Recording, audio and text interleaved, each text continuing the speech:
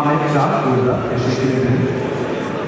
Ve Kabataş Erkek Lisesi'nden Mehmet Atacan Süngü aramızda.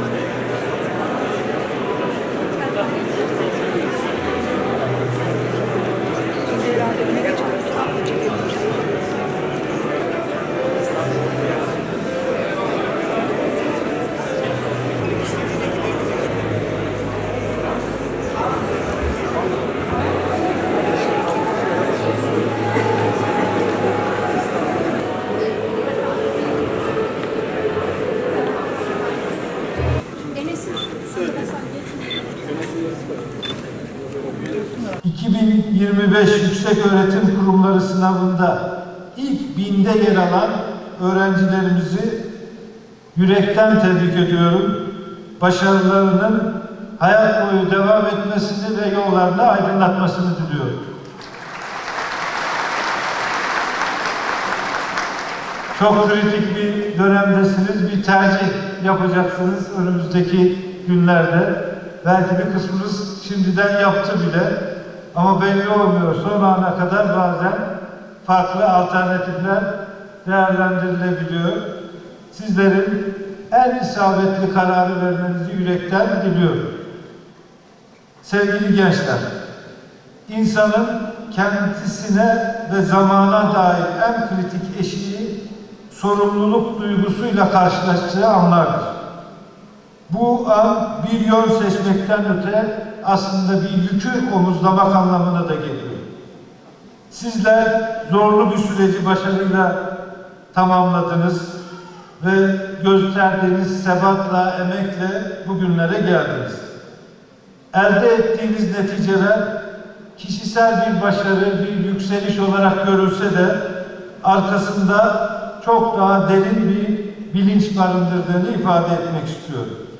Bu da sadece kendiniz için değil, ailenizden başlayarak toplumumuz için, ülkemiz için ve nihayet insanlık için, insanlığın geleceğini şekillendirmek için ortaya koyacağınız irade ve katkı. Her adımınız kendi yolculuğunuz kadar Türkiye yüzyılında ülkemizin geleceğini de şekillendirecek. Sahip olduğunuz ve hepimizin içtenlikle takdir ettiği bu başarı elbette bireysel çabanızın, gayretinizin bir sonucu. Ancak sadece bireysel çabayla da bu noktalara gelmediğimizin farkındayız. Bu halkaları var işin. Birinci halkada siz olsanız da aileniz, öğretmenler, kurumlarımız ve nihayet bütün sosyal ortam sizin bugünlere gelmenizde katkılar sundu.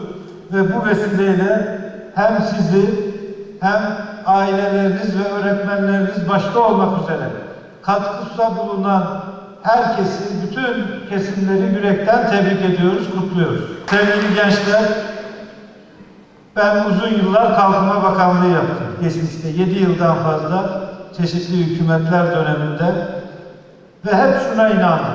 Kalkınma ekonomiden daha geniş bir kavram.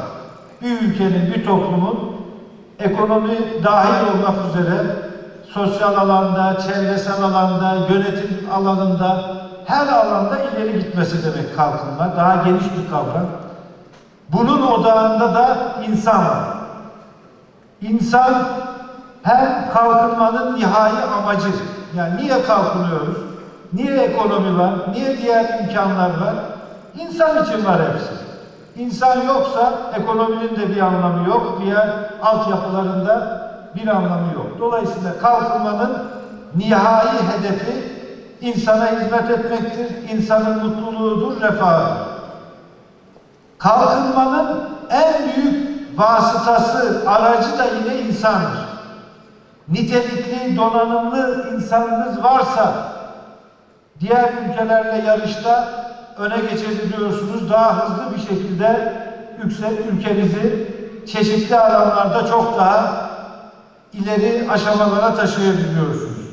Dolayısıyla insan bir toplumun en büyük sermayesidir. Bir milletin en büyük donanımıdır, sermayesidir. Biz de sizlere en kıymetli varlığımız olarak bakıyoruz. Onu ifade etmek istiyorum. Bilgili olduğunuzdan şüphemiz yok. İyi bir eğitim aldığınızdan hiçbir şüphemiz yok. Ama şu noktanın da altını çizmeden geçemeyeceğim. Bilgi gereklidir ancak yeterli değildir. Bilgiyi beceriyle, irfanla ve bilinçle buluşturmak durumundayız.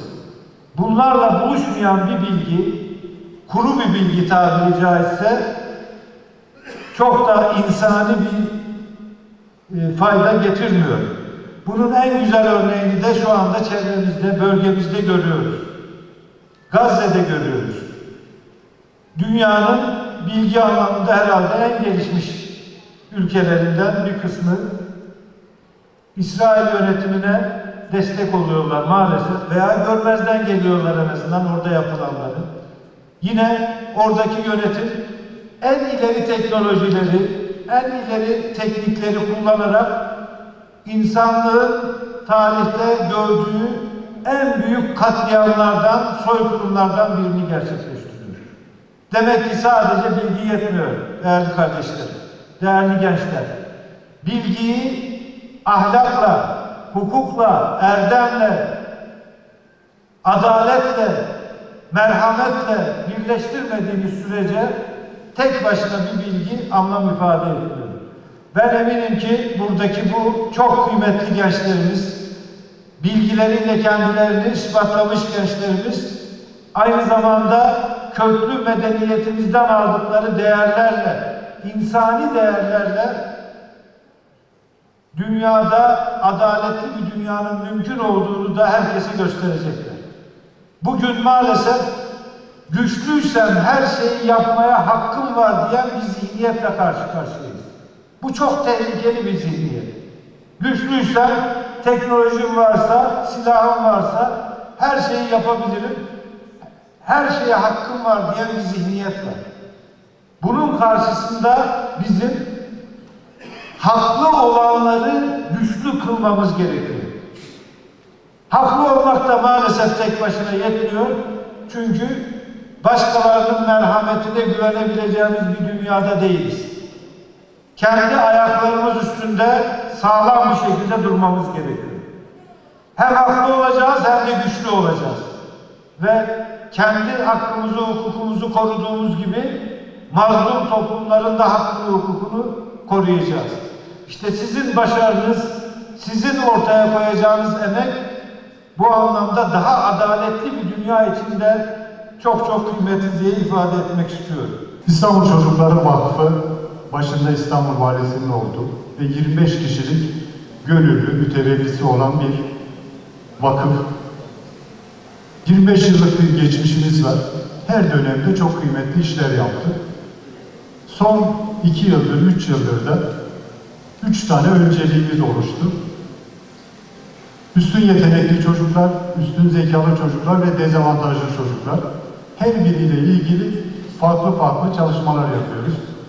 Özellikle 8. sınıfta tam puan alan öğrenciler, her ne kadar vakfımızın ismi İstanbul Çocukları Vakfı olsa da ve burada da artık genç kızlar, genç erkekler olsa da vakfımızla kardeşlerimiz arasında bir köprü kuracağız.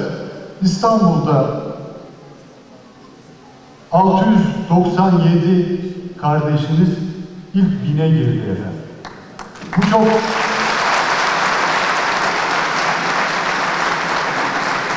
ve bu 697 kardeşimiz 846 başarı elde etti. Çünkü bazı kardeşlerimiz birden fazla alanlarda dereceye girdiler. Bu aslında şunu gösteriyor. Ne kadar yaygınlaştığını, 36 ilçede olması eğitimde fırsat eşitliğini gösteriyor efendim. Her ilçemizde hemen hemen 3 ilçemiz hariç dereceye giren öğrencimiz var. Yine aynı şekilde 135 okulumuzda dereceye giren öğrencimiz var.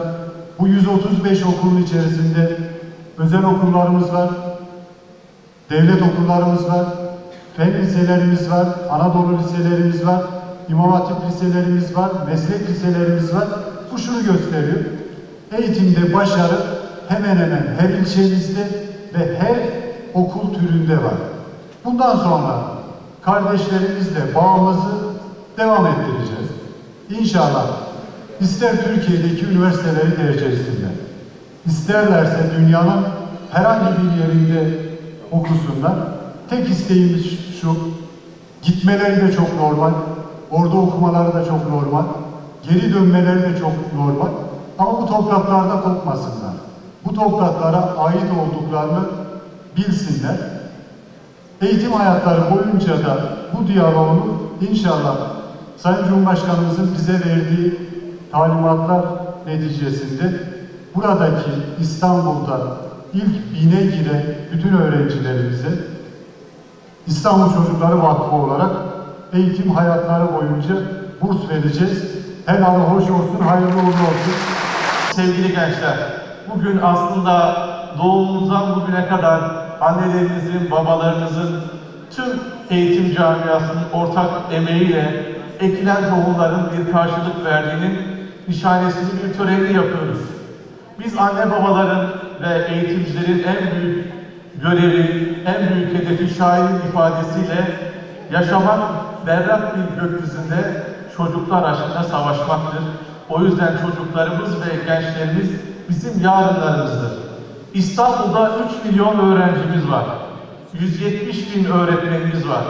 3 milyon öğrenciyle değil Türkiye'yi, biz inşallah dünyayı değiştiririz.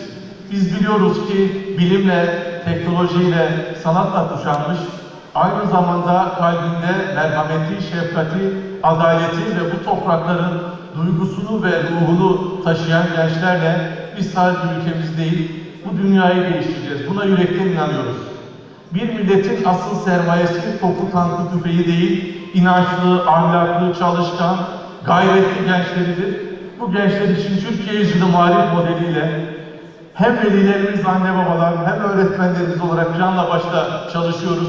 İnanıyoruz ki Çanakkale'de şehitlerimizden aldığımız bu emaneti bilimle, teknolojiyle, bu devrin diliyle, akıl teriyle taşlandırarak ülkemize, dünyamıza güzelliği, barışı, adaleti teknolojide buluşturarak, Gazze'nin çocuklarının yüzünü güldürerek güzel başarılara, güzel işlere, önce iyi insan olmaya adım atarak bu başarınızı tebrik ediyorum. Bu çalışmada emek veren tüm öğretmen arkadaşlarıma, tüm okul müdürlerimize ve eğitim yöneticilerimize yürekten teşekkür ediyorum. Böyle güzel gençleri yetiştiren ve onların ilk öğretmenleri, anne ve babalara yürekten teşekkür ediyorum. Cağaloğlu Lisesi öğrencisi İbrahim Taha, Özel Harika Robert Koleji öğrencisi Mehmet Kaya, YKS 1 sınavı dereceleri. Bayrakpaşa Lisesi öğrencisi Eliz Doğan Karakoç, Galatasaray Lisesi öğrencisi Arda Eren Kartal, öğrenci.